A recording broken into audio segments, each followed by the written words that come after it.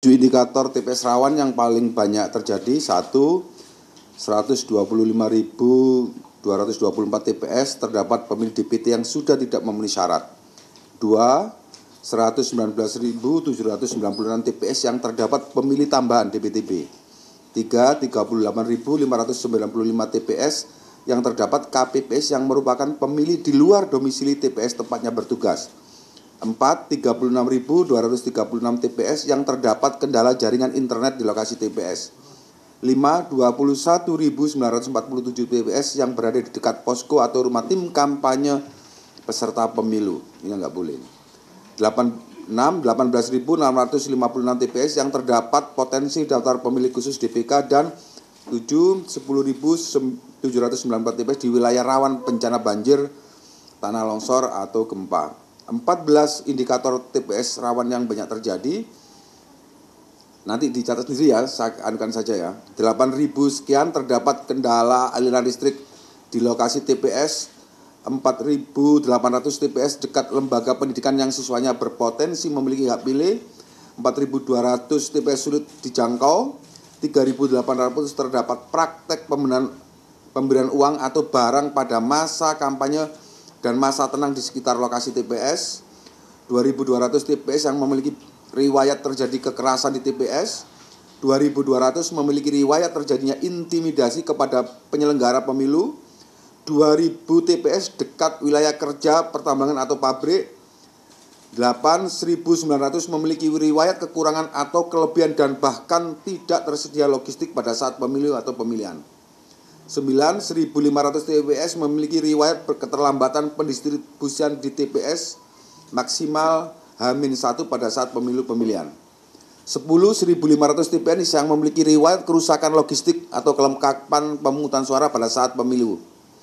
1.300 TPS memiliki riwayat kasus tertukarnya surat suara pada saat pemilihan.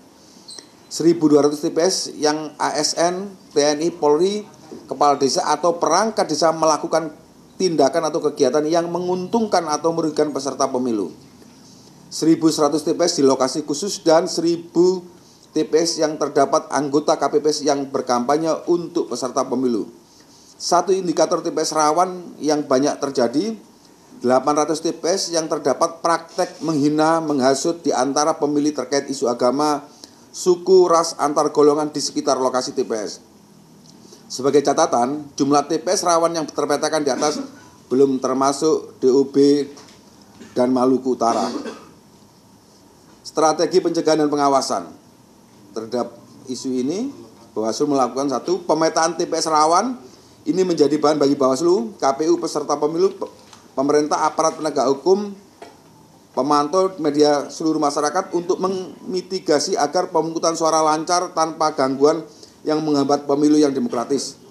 Terhadap data TPS rawan di atas, Bawaslu melakukan strategi pencegahan diantaranya: 1. Melakukan patroli pengawasan di wilayah TPS rawan. 2. Koordinasi dan konsolidasi kepada pemangku kepentingan terkait. 3. Sosialisasi dan pendidikan politik kepada masyarakat. 5. 4. Kolaborasi dengan pemantau pemilu dan pengawas partisipatif.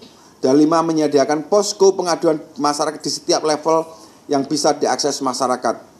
Bawaslu juga melakukan pengawasan langsung untuk memastikan ketersediaan logistik pemilu di TPS, pelaksanaan pemungutan penghitungan suara sesuai ketentuan, akurasi data pemilih, dan penggunaan hak pilih. Itu rekomendasinya, silakan Pak Bagja.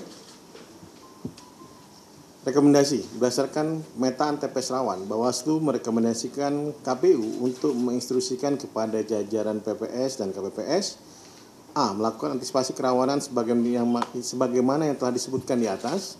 B. Berkoordinasi dengan seluruh stakeholder, baik pemerintah, aparat penegak hukum, tokoh masyarakat, dan stakeholder lainnya untuk melakukan pencegahan terhadap kerawanan yang berpotensi terjadi di TPS, baik gangguan keamanan, netralitas, kampanye pada hari pemungutan suara, potensi bencana, keterlambatan distribusi logistik, maupun gangguan listrik dan jaringan internet.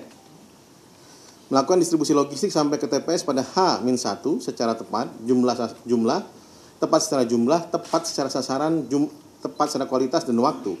Melakukan layanan pemungutan dan penghitungan suara sesuai dengan ketentuan dan memprioritaskan kelompok rentan serta mencatat data pemilih dan penggunaan hak pilih secara akurat. Demikian.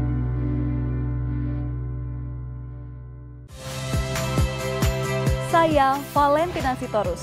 Saksikan program-program Kompas TV melalui siaran digital, pay TV, dan media streaming lainnya. Kompas TV, independen, terpercaya.